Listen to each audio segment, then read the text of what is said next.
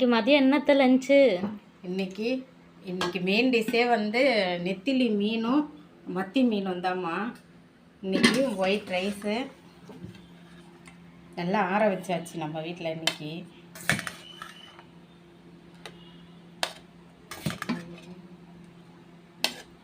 நம்ம வீட்டில் நெத்திலி இது வரைக்கும் செஞ்சதே இல்லைம்மா.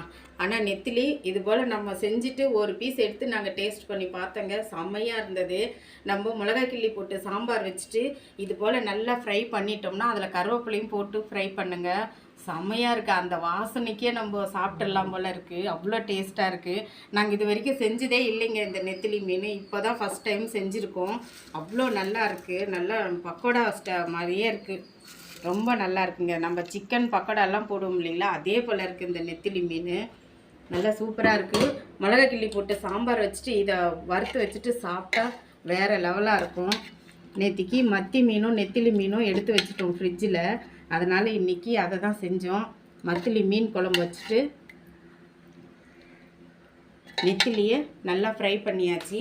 இன்றைக்கி சூப்பரான லஞ்ச் ரெடி. மத்தி மீன் குழம்பும் நெத்திலி ஃப்ரையும் பண்ணியிருக்கோம். வாங்க எல்லோரும் சாப்பிட்லாம். இன்றைக்கி எங்கள் வீட்டில் சூப்பராக மத்தி மீன் குழம்பும் நெத்திலி ஃப்ரையும் ரெடி ஆயிடுச்சு. உங்கள் வீட்டில் என்ன குழம்புன்றது நீங்கள் கமெண்ட் பண்ணுங்கள். நம்ம வீடியோ பார்த்துட்டு சப்ஸ்கிரைப் பண்ணுங்கள், லைக் பண்ணுங்கள்.